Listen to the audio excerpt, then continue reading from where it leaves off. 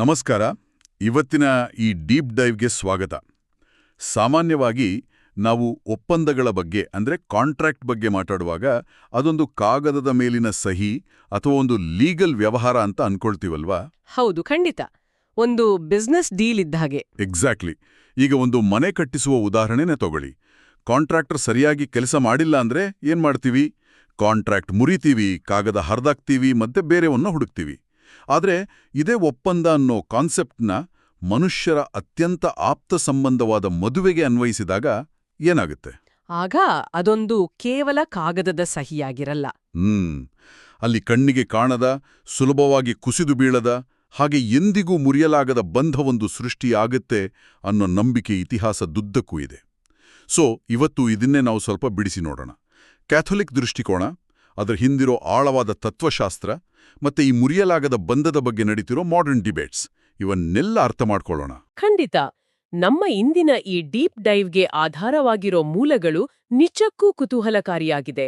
ನಮ್ಮ ಮುಂದಿರೋ ಡಾಕ್ಯುಮೆಂಟ್ಸ್ ಅಲ್ಲಿ ಕ್ಯಾಥೋಲಿಕ್ ಚರ್ಚ್ನ ಬೋಧನೆಗಳಾದ ಕ್ಯಾಟಿಕಿಸಮ್ ಇದೆ, ಆಮೇಲೆ ಪೋಪ್ ಜಾನ್ ಪಾಲ್ II ಅವರ famous theology of the body, ಹಾಗೆ ಡೊಮೆಸ್ಟಿಕ್ ಚರ್ಚ್ ಅನ್ನೋ ಪರಿಕಲ್ಪನೆಗಳು ಸೇರಿವೆ. ರೈಟ್. ಇದರ ಜೊತೆಗೆ ಕೆನೆತ್ ಹೈಮ್ಸ್ ಮತ್ತೆ ಜೇಮ್ಸ್ ಕೊರಿಡನ್ ಬರೆದಿರೋ ಒಂದು ಕ್ರಿಟಿಕಲ್ ಎಸ್ಸೆ ಕೂಡ ಇದೆ ಅಲ್ವಾ? ಹೌದು. ಮದುವೆ ಎಂಬ ಈ ಮುರಿಯಲಾಗದ ಬಂಧದ ಬಗ್ಗೆ ಅವರು ಬರೆದಿರೋ ವಿಮರ್ಶಾತ್ಮಕ ದೇವತಾಶಾಸ್ತ್ರದ ಪ್ರಬಂಧ ಶತಮಾನಗಳಷ್ಟು ಹಳೆಯದಾದ ನಿಯಮಗಳನ್ನ ಇಂದಿನ ರಿಯಾಲಿಟಿಗೆ ಹೇಗೆ ಅಪ್ಲೈ ಮಾಡಬಹುದು ಅಂತ ಆ ಎಸ್ಸೆ ಪ್ರಶ್ನೆ ಮಾಡುತ್ತೆ. ಆ ದೇವತಾಶಾಸ್ತ್ರದ ಆಳಕ್ಕೆ ಇಳಿಯೋ ಮುನ್ನ ಒಂದು ಇಂಪಾರ್ಟೆಂಟ್ ವಿಷಯ ಕ್ಲಿಯರ್ ಮಾಡ್ಬಿಡ್ತೀನಿ. ನಾವಿಲ್ಲಿ ಯಾವುದೇ ನಿರ್ದಿಷ್ಟ ಧಾರ್ಮಿಕ ನಂಬಿಕೆ ಅಥವಾ ಸೈದ್ಧಾಂತಿಕ ನಿಲುವಿನ ಪರವಾಗಿ ಮಾತಾಡ್ತಿಲ್ಲ. ಖಂಡಿತ ಇಲ್ಲ. ನಾವು ಕೇವಲ ಆ ಸೋರ್ಸಸ್ ಅಲ್ಲಿ ಇರೋ ಇನ್ಫಾರ್ಮೇಶನ್ ಅನ್ನ ಅಬ್ಜೆಕ್ಟಿವ್ ಆಗಿ ನೋಡ್ತಿದ್ದೀವಿ. ಎಕ್ಸಾಕ್ಟ್ಲಿ. ಈ ಮೂಲಗಳಲ್ಲಿ ಅಡಗಿರೋ ಫಿಲಾಸಫಿ, ಭರವಸೆಗಳ ಹಿಂದಿನ ಸೈಕಾಲಜಿ, ಮತ್ತೆ ಆ ಕಮಿಟ್ಮೆಂಟ್ಸ್ ಮುರಿದು ಬಿದ್ದಾಗ ಹುಟ್ಕೊಳ್ಳೋ ನೈತಿಕ ಪ್ರಶ್ನೆಗಳನ್ನ ವಸ್ತುನಿಷ್ಠವಾಗಿ ಕಲಿಯೋದಷ್ಟೇ ನಮ್ಮ ಉದ್ದೇಶ. So let's unpack this. Catholic ನಂಬಿಕೆ ಪ್ರಕಾರ ಮದುವೆ ಅಂದ್ರೆ ಕೇವಲ ಹಕ್ಕುಗಳ ವಿನಿಮಯ ಅಲ್ಲ ಅಂತ ಹೇಳ್ತಾರೆ. ಹೌದು, ಅದೊಂದು ಸಿವಿಲ್ ಕಾಂಟ್ರಾಕ್ಟ್ ಅಲ್ಲ. ಕಾಂಟ್ರಾಕ್ಟ್ ಅಂದ್ರೆ ಸರಕು ಅಥವಾ ಸೇವೆಗಳ ವಿನಿಮಯ. ಆದ್ರೆ ಮದುವೆ ಅನ್ನೋದು ಒಂದು ಪವಿತ್ರ ಒಡಂಬಡಿಕೆ, ಅಂದ್ರೆ ಕವೆನೆಂಟ್. ಒಡಂಬಡಿಕೆ ಅಂದ್ರೆ ಬರೀ ರೈಟ್ಸ್ ಎಕ್ಸ್ಚೇಂಜ್ ಮಾಡ್ಕೊಳ್ಳೋದಲ್ಲ. ತಮ್ಮ ಇಡೀ ಅಸ್ತಿತ್ವವನ್ನೇ ಪರಸ್ಪರ ಸಂಪೂರ್ಣವಾಗಿ ಅರ್ಪಿಸ್ಕೊಳ್ಳೋ ಪಾಲುದಾರಿಕೆ. ಕ್ಯಾಟಿಕಿಸಮ್ ಸ್ಪಷ್ಟವಾಗಿ ಹೇಳೋ ಹಾಗೆ ಇದು ಕೇವಲ ಅನುಕೂಲಕ್ಕಾಗಿ ಇರೋ ವ್ಯವಸ್ಥೆ ಅಲ್ಲ. ಇದು ಸಂತಾನೋತ್ಪತ್ತಿ ಮತ್ತೆ ಸಂಗಾತಿಗಳ ಒಳಿತಿಗಾಗಿ ಇರೋ ಒಂದು ಶಾಶ್ವತ ಬಂಧ. ಈ ಒಡಂಬಡಿಕೆಯ ಪರಿಕಲ್ಪನೆಯಿಂದಲೇ ಆ ಡೊಮೆಸ್ಟಿಕ್ ಚರ್ಚ್ ಅನ್ನೋ ವಿಚಾರ ಹುಟ್ಕೊಳ್ಳೋದಲ್ವಾ? ಅಂದ್ರೆ ಮನೆಯೇ ಒಂದು ಪುಟ್ಟ ಚರ್ಚ್ ಆಗುತ್ತೆ, ಒಂದು ಪವಿತ್ರ ತಾಣ ಆಗುತ್ತೆ ಅನ್ನೋ ಐಡಿಯಾ ಪರ್ಫೆಕ್ಟ್ ಆಗಿ ಹೇಳಿದ್ರಿ. ಮದ್ವೆನ ಕೇವಲ ಲೀಗಲ್ ಅಗ್ರಿಮೆಂಟ್ ಅನ್ನೋದಕ್ಕಿಂತ ಇಬ್ರು ಒಟ್ಟಾಗಿ ಕಟ್ಟೋ ಒಂದು ಪುಟ್ಟ ದೇವಾಲಯ ಅಂತ ಕರಿಬೋದು. ಹೊರಗಿನ ಪ್ರಪಂಚದ ಜಂಜಾಟಗಳಿಂದ ರಕ್ಷಿಸೋ ಸೇಫ್ ಸ್ಪೇಸ್ ಇದು. ಅಂದ್ರೆ ಪೋಷಕರೇ ಮಕ್ಕಳಿಗೆ ನಂಬಿಕೆ ಮತ್ತೆ ನೈತಿಕತೆ ಕಲಿಸೋ ಮೊದಲ ಗುರುವಾಗ್ತಾರೆ. ಮುಂದಿನ ಪೀಳಿಗೆಗೆ ಮೌಲ್ಯಗಳನ್ನ ದಾಟಿಸೋ ಪ್ರೈಮರಿ ಸ್ಕೂಲ್ ಇದ್ದಾಗೆ ಇದು. ಏನ್ ಗೊತ್ತಾ, 2ನೇ ವ್ಯಾಟಿಕನ್ ಕೌನ್ಸಿಲ್ನ ಗೌಡಿಯಂ ಎಟ್ ಸ್ಪೆಸ್ ಅನ್ನೋ ಐತಿಹಾಸಿಕ ದಾಖಲೆ ಇದೆಯಲ್ವಾ, ಅದು ಇದೇ ವಿಚಾರನ ಇನ್ನೂ ವಿಶಾಲ ದೃಷ್ಟಿಕೋನಕ್ಕೆ ತಗೊಂಡೋಗುತ್ತೆ. ಅಂದ್ರೆ ಇಡೀ ಸಮಾಜಕ್ಕೆ ಲಿಂಕ್ ಮಾಡ್ತಾನ. ಎಕ್ಸಾಕ್ಟ್ಲಿ. ಮದುವೆ ಕೇವಲ ಇಬ್ರ ಪ್ರೈವೇಟ್ ಮ್ಯಾಟರ್ ಆಗಲ್ಲ. ಸಮಾಜದ ಆರೋಗ್ಯ ಮತ್ತೆ ಮಾನವನ ಉದ್ಧಾರಕ್ಕೆ ಅದಕ್ಕೂ ಡೈರೆಕ್ಟ್ ರಿಲೇಷನ್ ಇದೆ. ಆ ಪುಟ್ಟ ದೇವಾಲಯ ಭದ್ರವಾಗಿದ್ರೆ ಮಾತ್ರ ಸಮಾಜ ಭದ್ರವಾಗಿರುತ್ತೆ. ಸಮಾಜದ ನೈತಿಕ ಅಡಿಪಾಯನೇ ಈ ಕವಿನೆಂಟ್ ಮೇಲಿದೆ ಅನ್ನೋದು ಅಲ್ಲಿನ ವಾದ. ಇದರ ಲಾಜಿಕ್ ಚೆನ್ನಾಗಿದೆ. ಆದ್ರೆ ಇಲ್ಲೊಂದು ಇಂಟ್ರೆಸ್ಟಿಂಗ್ ಪ್ರಶ್ನೆ ಬರುತ್ತೆ ನೋಡಿ. ಈ ಪವಿತ್ರ ದೇವಾಲಯದಲ್ಲಿ ದೈಹಿಕ ಸಂಬಂಧದ ಪಾತ್ರ ಏನು? ಕೇವಲ ಸ್ಪಿರಿಚುವಾಲಿಟಿ ಮಾತ್ರ ಮುಖ್ಯನಾ? ಯಾಕಂದ್ರೆ ಹಿಸ್ಟ್ರಿಲಿ ನೋಡಿದ್ರೆ ದೈಹಿಕ ಆಸೆಗಳನ್ನ ಸ್ವಲ್ಪ ಕೆಳಮಟ್ಟದಲ್ಲಿ ನೋಡೋದು ಅಥವಾ ಪಾಪ ಅಂತ ಕರೆಯೋ ರೂಢಿ ಇದೆ. ಈ ಮೂಲಗಳು ದೇಹನ ಹೇಗ್ ನೋಡ್ತವೆ? ಪೋಪ್ ಜಾನ್ ಪಾಲ್ II ಅವರ ಥಿಯಾಲಜಿ ಆಫ್ ದ ಬಾಡಿ ಈ ಹಳೆಯ ಗ್ರಹಿಕೆಗಳನ್ನ ಕಂಪ್ಲೀಟ್ ಆಗಿ ಉಲ್ಟಾ ಮಾಡುತ್ತೆ. ಹೌದಾ? ಹೇಗೆ? ಇದು ಮನುಷ್ಯನ ಅಸ್ತಿತ್ವನ ಒಂದು ಹೊಸ ದೃಷ್ಟಿಕೋನದಿಂದ ನೋಡುತ್ತೆ. ಸೃಷ್ಟಿಯಾದಾಗ ಮನುಷ್ಯ ಒಂದು ಮೂಲ ಏಕಾಂಕಿತನನ ಅಂದ್ರೆ ಒರಿಜಿನಲ್ ಸಾಲಿಟ್ಯೂಡ್ನ ಅನುಭವಿಸ್ತಿದ್ದ. ಆ ಒಂಟಿತನ ನೀಗಿಸಿ ಇಬ್ರು ಒಂದೇ ಮಾಂಸ ಆಗೋ ಒರಿಜಿನಲ್ ಯೂನಿಟಿ ಕಡೆಗೆ ಹೋಗೋ ಪಯಣನೇ ಮದುವೆ. ವಾವ್! ಅಂದ್ರೆ ಇಲ್ಲಿ ದೇಹನ ಪಾಪದ ಸಂಕೇತವಾಗಿ ನೋಡ್ತಿಲ್ಲ. ಖಂಡಿತ ಇಲ್ಲ. ಬದಲಾಗಿ ದೈವಿಕ ಪ್ರೀತಿಯನ್ನ ಎಕ್ಸ್ಪ್ರೆಸ್ ಮಾಡೋ ಇನ್ಸ್ಟ್ರೂಮೆಂಟ್ ಆಗಿ ನೋಡ್ತಾರೆ. ಇಲ್ಲಿಯೇ ಇದು ನಿಜಕ್ಕೂ ಕುತೂಹಲಕಾರಿ ಆಗೋದು. ಈ ಮೂಲಗಳಲ್ಲಿ ಮೂಲ ಮುಗ್ಧತೆ ಮತ್ತೆ ಮೂಲ ನಾಚಿಕೆ ಅಂದ್ರೆ ಒರಿಜಿನಲ್ ಇನ್ನೊಸೆನ್ಸ್ ಮತ್ತೆ ಒರಿಜಿನಲ್ ಶೇಮ್ ಬಗ್ಗೆ ಪ್ರಸ್ತಾಪ ಇದೆ ಅಲ್ವಾ? ಪಾಪಕ್ಕೂ ಮುಂಚೆ ಆಡಮ್ ಮತ್ತು ಈವ್ ನಾಚಿಕೆ ಪಡ್ತಿರ್ಲಿಲ್ಲ ಅನ್ನೋ ಕಥೆಗೂ ಇಂದಿನ ದೈಹಿಕ ಸಂಬಂಧಕ್ಕೂ ಏನು ಲಿಂಕ್ ಇದನ್ನ ಸ್ವಲ್ಪ ಎಕ್ಸ್ಪ್ಲೈನ್ ಮಾಡ್ತೀರಾ? ಅಲ್ಲಿಯೇ ನಿಜವಾದ ಫಿಲಾಸಫಿ ಅಡಗಿರೋದು.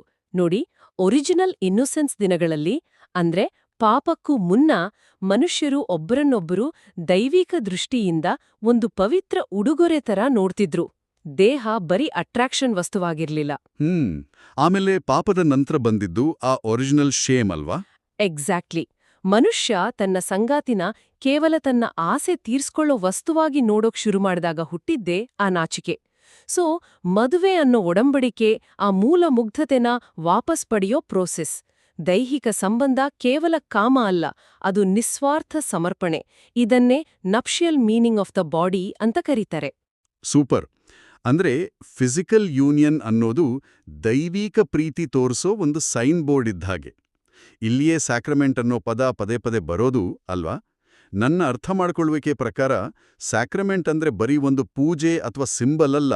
ಹೌದು, ಕ್ಯಾಥಲಿಕ್ ನಂಬಿಕೆಯಲ್ಲಿ ಅದೊಂದು ಡಿವೈನ್ ಗ್ರೇಸ್, ಅಂದ್ರೆ ದೇವರ ಕೃಪೆಯ ವಾಹಕ. ಅಂದ್ರೆ ಆ ದೈಹಿಕ ಮತ್ತೆ ಮಾನಸಿಕ ಕ್ರಿಯೆ ಮೂಲಕವೇ ದೇವರ ಕೃಪೆ ಹರಿಯುತ್ತೆ ಅಂತಾನ? ನಿಖರವಾದ ಅರ್ಥವಿವರಣೆ ಇದು. ಮದುವೆ ಅನ್ನೋ ಸ್ಯಾಕ್ರಮೆಂಟ್ ಬರೀ ಚರ್ಚ್ನಲ್ಲಿ ನಡೆಯೋ ಆಚರಣೆಗೆ ಸೀಮಿತ ಅಲ್ಲ. ದಂಪತಿಗಳ ಡೈಲಿ ಲೈಫ್, ಅವರ ಪರಸ್ಪರ ತ್ಯಾಗ ಮತ್ತೆ ಅವರ ಫಿಸಿಕಲ್ ಯೂನಿಯನ್, ಇವೆಲ್ಲ ಆ ಸ್ಯಾಕ್ರಮೆಂಟ್ನ ಭಾಗಗಳೇ. ಇದೇ ಕಾರಣಕ್ಕೆ ಇದನ್ನ ಕೇವಲ ಲೌಕಿಕ ಒಪ್ಪಂದ ಅನ್ನೋಕೆ ಆಗಲ್ಲ. ರೈಟ್. ಹಾಗಾದ್ರೆ ದೇಹ ಮತ್ತೆ ಮನಸ್ಸಿನ ಮೂಲಕ ಹೀಗೆ ಸಂಪೂರ್ಣ ಸಮರ್ಪಣೆ ಆದಾಗ ಆ ಭರವಸೆ ಎಷ್ಟು ಶಾಶ್ವತ? ಮದುವೆ ಎಂದಿಗೂ ಮುರಿಯಲಾಗದ ಬಂಧ ಅನ್ನೋ ಅಷ್ಟು ಸ್ಟ್ರಿಕ್ಟ್ ರೂಲ್ ಹೇಗೆ ಬಂತು? ಈ ನಿಯಮದ ಬೇರುಗಳು ಯೇಸುವಿನ ಮಾತಿನಲ್ಲೇ ಇವೆ. ದೇವರು ಸೇರಿಸಿದ್ದನ್ನ ಮನುಷ್ಯ ಅಗಲಿಸದಿರಲಿ ಅಂತ.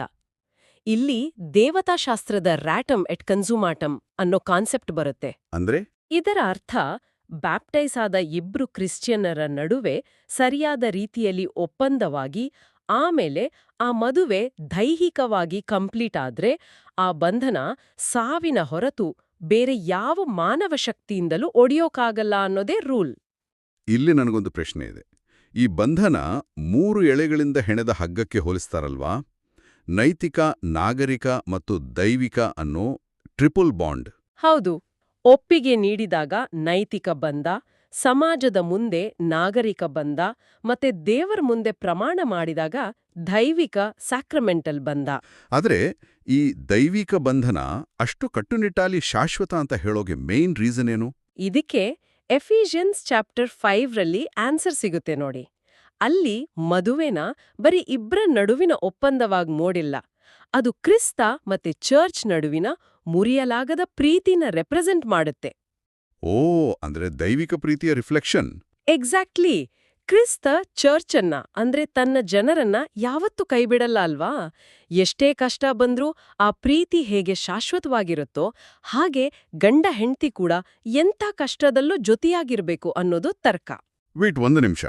ಇದರರ್ಥ ಆ ರಿಲೇಶನ್ಶಿಪ್ಪಲ್ಲಿ ಸಿಕ್ಕಾಪಟ್ಟೆ ಅಬ್ಯೂಸ್ ಇದ್ರು ಅಥವಾ ಅವರು ಒಟ್ಟಿಗಿರೋಕೆ ಸಾಧ್ಯನಿಲ್ಲ ಅನ್ನೋಷ್ಟು ದ್ವೇಷ ಇದ್ರು ಮುಂಚೆ ಪ್ರಮಾಣ ಮಾಡಿದ್ರು ಅನ್ನೋ ಒಂದೇ ಕಾರಣಕ್ಕೆ ಆ ಬಂಧ ಹಾಗೇ ಇರುತ್ತೆ ಅಂತನಾ? ಸಿವಿಲ್ ಡೈವೋರ್ಸ್ ತಗೊಂಡ್ರು ದೇವರ ದೃಷ್ಟಿಯಲ್ಲಿ ಬಂಧ ಮುರಿದಿಲ್ಲ ಅನ್ನೋದು ಕೇಳೋಕೆ ತುಂಬಾ ಹಾರ್ಷ್ ಅನ್ಸಲ್ವಾ? ರಿಯಲ್ ಲೈಫ್ ನರಕನ ಈ ರೂಲ್ ಇಗ್ನೋರ್ ಮಾಡಿದಾಗಲ್ವಾ? ನೀವು ಕೇಳಿರೋ ಇದೇ ಪ್ರಶ್ನೆ ದೇವತಾಶಾಸ್ತ್ರದಲ್ಲಿ ಅತ್ಯಂತ ದೊಡ್ಡ ಡಿಬೇಟ್ಗೆ ಕಾರಣ ಆಗಿರೋದು. ಸಾಂಪ್ರದಾಯಿಕ ನಿಲುವು ಕಠಿಣವಾಗಿದೆ. ವಿಚ್ಛೇದನ ಪಡೆದು ಸೇಫ್ಟಿಗಾಗಿ ಪ್ರತ್ಯೇಕವಾಗಿ ಬದುಕಬಹುದು, ಆದರೆ ಮೊದಲ ಬಂಧ ಹಾಗೇ ಇರೋದ್ರಿಂದ ಮರುಮದ್ವೆ ಆಗುವಂತಿಲ್ಲ. ಹೈಮ್ಸ್ ಮತ್ತೆ ಕೊರಿಡನ್ ಅವರ ಎಸ್ಸೆ ಇದೇ ಕಠಿಣ ಆದರ್ಶಗಳು ವಾಸ್ತವಕ್ಕೆ ಮುಖಾಮುಖಿ ಆದಾಗ ಆಗೋ ಸಂಘರ್ಷನ ಬಿಚ್ಚಿಡುತ್ತೆ. ಹೌದು, ಆ ಪ್ರಬಂಧ ಈ ಚರ್ಚೆಗೆ ಹೊಸ ಆಯಾಮನೆ ಕೊಡುತ್ತೆ. ಐಡಿಯಲ್ಸ್ ನೋಡೋಕೆ ಸುಂದರ, ಆದ್ರೆ ಮಾನವ ಜೀವನ ತುಂಬಾ ಕಾಂಪ್ಲೆಕ್ಸ್ ಅಲ್ವಾ? ಅವ್ರು ಕೇವಲ ಇಮೋಷನಲ್ ಆಗಿ ಮಾತಾಡಲ್ಲ, ಚರ್ಚ್ ಇತಿಹಾಸನೇ ಕೆದಕ್ತಾರೆ. ಮುರಿಯಲಾಗದ ಬಂಧ ಅನ್ನೋದು ಕಲ್ಲಿನ ಮೇಲೆ ಕೆತ್ತಿದ ನಿಯಮ ಏನಲ್ಲ, ಹಿಸ್ಟ್ರಿಲಿ ಎಕ್ಸೆಪ್ಷನ್ಸ್ ಇತ್ತು ಅಂತ ಪ್ರೂವ್ ಮಾಡ್ತಾರೆ.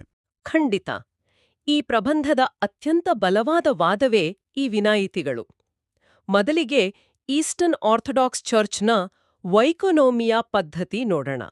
ವೈಕೋನೋಮಿಯಾ ಅಂದ್ರೆ ಇಲ್ಲಿ ಆರ್ಥಿಕತೆ ಅಲ್ಲ, ಕರುಣೆ ಅಥವಾ ರಿಯಾಯತಿ ಅಂತ ಅರ್ಥ. ಅಂದ್ರೆ ಅವರಿಗೂ ಮದುವೆ ಶಾಶ್ವತ ಅನ್ನೋ ನಂಬಿಕೆ ಇದೆ ತಾನೆ? ಹೌದು. ಆದ್ರೆ ಮನುಷ್ಯರು ಫೇಲ್ ಆದಾಗ ಸಂಬಂಧ ಸರಿಪಡಿಸಲಾಗದಷ್ಟು ಒಡೆದು ಹೋದಾಗ ಕರುಣೆ ಆಧಾರದ ಮೇಲೆ ನಿಯಮಗಳಿಗೆ ವಿನಾಯಿತಿ ನೀಡಿ ವಿಚ್ಛೇದಿತರಿಗೆ ಎರಡನೇ ಮದುವೆಗೆ ಅವಕಾಶ ಕೊಡ್ತಾರೆ. ಮನುಷ್ಯನ ದೌರ್ಬಲ್ಯನ ಅರ್ಥ ಮಾಡಿಕೊಂಡು ಹೊಸ ಚಾನ್ಸ್ ಕೊಡೋದು ಇದು. ಓಹೋ ವಾವ್. ಕ್ಯಾಥೋಲಿಕ್ ಹಿಸ್ಟ್ರಿಲೂ ಇಂಥ ಎಕ್ಸೆಪ್ಷನ್ಸ್ ಇವೆ ಅಂತ ಪ್ರಬಂಧ ಹೇಳುತ್ತಲ್ವಾ? ಪೌಲಿನ್ ಪ್ರಿವಿಲೇಜ್ ಕಾನ್ಸೆಪ್ಟ್ ನನಗೆ ಬಹಳ ಇಂಟ್ರೆಸ್ಟಿಂಗ್ ಅನ್ನಿಸ್ತು. ಅದು ಹೇಗೆ ಕೆಲಸ ಮಾಡುತ್ತಂದ್ರೆ, ಇಬ್ಬರು ನಾನ್ ಕ್ರಿಶ್ಚಿಯನ್ಸ್ ಮದುವೆಯಾಗಿ ಅದರಲ್ಲಿ ಒಬ್ಬರು ಕನ್ವರ್ಟ್ ಆದಾಗ ಹೌದು, ಆಮೇಲೆ ಇನ್ನೊಬ್ರು ಆ ಹೊಸ ನಂಬಿಕೆನ ವಿರೋಧಿಸಿ ಜೊತೆಗೆ ಬದುಕಲ್ಲ ಅಂದ್ರೆ ಚರ್ಚ್ ಆ ಮದುವೆನ ರದ್ದುಗೊಳಿಸಲು ಅವಕಾಶ ಕೊಡುತ್ತೆ. ನಂಬಿಕೆನ ರಕ್ಷಿಸೋ ಉದ್ದೇಶದಿಂದ ಈ ಡೈವೋರ್ಸಿಗೆ ಚಾನ್ಸ್ ಸಿಗುತ್ತೆ. ಅಂದ್ರೆ ಕೆಲವು ನಿರ್ದಿಷ್ಟ ಸಂದರ್ಭಗಳಲ್ಲಿ ಚರ್ಚ್ ಮದುವೆ ರದ್ದು ಮಾಡೋ ಅಧಿಕಾರ ಚಲಾಯಿಸಿದೆ ಅಂತ ಆಯ್ತು. ನಿಖರವಾಗಿ. ಅದೇ ರೀತಿ ಪೆಟ್ರಿನ್ ಪ್ರಿವಿಲೇಜ್ ಕೂಡ ಇದೆ. ಅಲ್ಲಿ ಸ್ವತಃ ಪೋಪ್ ಅವರೇ ವಿಶೇಷ ಅಧಿಕಾರ ಬಳಸಿ ಮದುವೆ ರದ್ದು ಮಾಡಬಹುದು. ಹೈನ್ಸ್ ಮತ್ತೆ ಕೊರಿಡೆನ್ ವಾದ ಏನಂದ್ರೆ, ಚರ್ಚ್ ಇತಿಹಾಸದಲ್ಲಿ ಒಳಿತಿಗಾಗಿ ಮದುವೆ ರದ್ದು ಮಾಡಿದೆ ಅಂದ್ಮೇಲೆ ಆ ಅಧಿಕಾರನ ಇಂದಿನ ಡೈವೋರ್ಸಿಗಳ ಕಷ್ಟ ಪರಿಹರಿಸೋಕೆ ಯಾಕೆ ವಿಸ್ತರಿಸಬಾರ್ದು ಅಂತ. ಈಗ ನಾವು ಸ್ಟಾರ್ಟಿಂಗಲ್ಲಿ ಮಾತಾಡಿದ ಮನೆ ಕಾಂಟ್ರಾಕ್ಟ್ ಹೋಲಿಕೆನ ಸ್ವಲ್ಪ ವಿಸ್ತರಿಸೋಣ. ಕಾಂಟ್ರಾಕ್ಟ್ ಅಂದ್ರೆ ಆ ಮನೆ ಬ್ಲೂಪ್ರಿಂಟ್ ಇದ್ದಾಗೆ. ಅದೇ ಕವೆನೆಂಟ್ ಅಂದ್ರೆ ಕೇವಲ ನಕ್ಷೆ ಅಲ್ಲ, ಅದು ಆ ಮನೆ ಒಳಗೆ ನಡೆಯೋ ಜೀವನ. ರೈಟ್, ಜೀವನ ಪೂರ್ತಿ ಪಾಲುದಾರಿಕೆ. ಹಳೆಯ ರೂಲ್ ಪ್ರಕಾರ ಮದುವೆ ಬರೀ ಹಕ್ಕುಗಳ ವಿನಿಮಯ ಆಗಿದ್ದಾಗ ಒಮ್ಮೆ ಹಕ್ಕು ಬಿಟ್ಕೊಟ್ರೆ ಬಂಧ ಉಳಿಯುತ್ತೆ ಅನ್ಬೋದು. ಆದರೆ ಮಾಡರ್ನ್ ವ್ಯಾಟಿಕನ್ ಕೌನ್ಸಿಲ್ ಹೇಳೋ ಹಾಗೆ ಇದೊಂದು ಕವೆನೆಂಟ್ ಆದಾಗ, ಆ ಮನೆ ಒಳಗಿನ ಜೀವನನೇ ಸೊತ್ತೋದ್ಮೇಲೆ, ಪ್ರೀತಿ ನಶಿಸಿದಾಗ ಕೇವಲ ಬ್ಲೂಪ್ರಿಂಟ್ ಇಟ್ಕೊಂಡು ಆ ಬಂಧ ಜೀವಂತವಾಗಿದೆ ಅನ್ನೋಕೆ ಹೇಗ್ ಸಾಧ್ಯ? ಆಹಾ, ಈ ಪ್ರಶ್ನೆ ಫಿಲಾಸಫಿ ಅಡಿಪಾಯನೇ ಅಲುಗಾಡಿಸುತ್ತೆ. ಪ್ರಬಂಧಕಾರರು ಇದನ್ನೇ ಹ್ಯೂಮನ್ ಮ್ಯಾಟ್ರಿಕ್ಸ್ ಅಂತಾರೆ. ಮದುವೆಗೆ ಮೂಲ ಕಾರಣವಾದ ಆ ಜೀವಂತ ಸಂಬಂಧನೆ ನಾಶ ಆದಾಗ ಸ್ಯಾಕ್ರಮೆಂಟಲ್ ಬಂಧಕ್ಕೆ ಅರ್ಥ ಇರುತ್ತಾ? ಸ್ಯಾಕ್ರಮೆಂಟ್ ಅಂದ್ರೆ ಶೂನ್ಯದಲ್ಲಿರೋ ಮ್ಯಾಜಿಕ್ ಅಲ್ಲ, ಅದು ಪ್ರೀತಿಯ ಪ್ರತೀಕ. ನಿಜ. ಇತಿಹಾಸದಲ್ಲಿ ಚರ್ಚ್ ತನ್ನ ನಿಯಮಗಳನ್ನ ಬದಲಾಯಿಸ್ಕೊಂಡು ಬಂದಿದೆ ಅಲ್ವಾ? ಹಾಗಾಗಿ ಡೈವೋರ್ಸ್ ನೋವಲ್ ಇರೋರಿಗಾಗಿ ಈ ಕಟ್ಟುನಿಟ್ಟಾದ ನಿಯಮ ಮರುಪರಿಶೀಲಿಸೋ, ದೇವತಾಶಾಸ್ತ್ರದ ಚೌಕಟ್ಟಿನಲ್ಲೇ ಕರುಣೆ ತೋರ್ಸೋ ಅವಕಾಶ ಇದೆ ಅನ್ನೋದು ಈ ಮಾಡರ್ನ್ ಸ್ಕಾಲರ್ಸ್ ವಾದ. ಅಂದ್ರೆ ಪವಿತ್ರತೆ ಇರೋದು ಕೇವಲ ಆಚರಣೆಯಲ್ಲಿ ಅಲ್ಲ, ಅದು ಆ ಇಬ್ಬರು ವ್ಯಕ್ತಿಗಳ ನಡುವಿನ ಜೀವಂತ ಸಂಬಂಧದಲ್ಲಿದೆ. ಸಂಬಂಧವೇ ಸತ್ತಾಗ ಆ ಪವಿತ್ರ ಸಂಕೇತವೂ ಅರ್ಥ ಕಳ್ಕೊಳ್ಳುತ್ತೆ ಅನ್ನೋದು ತುಂಬ ಡೀಪಾಗಿದೆ.